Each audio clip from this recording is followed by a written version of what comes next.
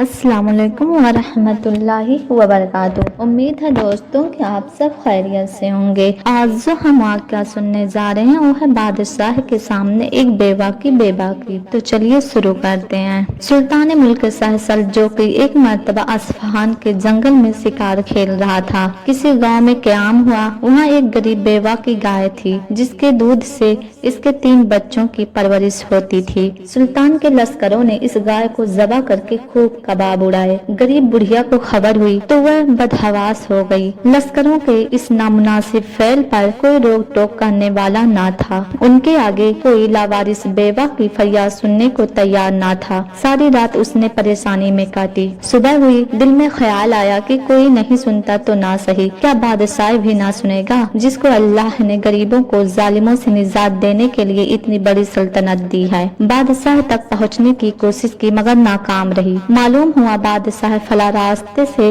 شکار کو نکلے گا۔ چنانچہ اصفہان کے مشہور نہر کے پل پر جا کر کھڑی ہو گئی۔ جب سلطان پل پر آیا تو بڑھیا نے ہمت اور جرأت سے کام لے کر کہا، اے الپ ارسلان کے بیٹے، میرے انصاف اس نہر کے پل پر کرے گا یا پل صراط پر؟ جو جگہ پسند ہو انتخاب کر لے۔ بادشاہ کے ہمراہی یہ بے باکی دیکھ کر حیرت زدہ ہو گئے۔ بادشاہ گھوڑے سے اتر پڑا اور ایسا معلوم ہوتا تھا کہ اس عجیب و غریب اور حیرت انگیز سوال کا اس پر خاص اثر ہوا ہے۔ بڑھیا سے کہا، پل صراط کی طاقت نہیں ہے، میں اسی جگہ فیصلہ کرنا چاہتا ہوں، کہو کیا کہتی ہو؟ بڑھیا نے اپنا سارا قصہ بیان کیا۔ بادشاہ نے لشکروں کی اس ظالمانہ حرکت پر افسوس ظاہر کیا اور ایک گائے کے عوض اس کو 70 گائیں دلائیں اور مالا مال کر دیا۔ اور جب اس بڑھیا نے کہا، تمہارے عدل و انصاف سے میں خوش ہوں اور میرا اللہ خوش ہے، تب وہ گھوڑے پر سوار ہوا۔ آہ کیا زمانہ تھا! کہنے والے کیسے جرأت مند تھے اور سننے والے کیسے عالی حوصلہ!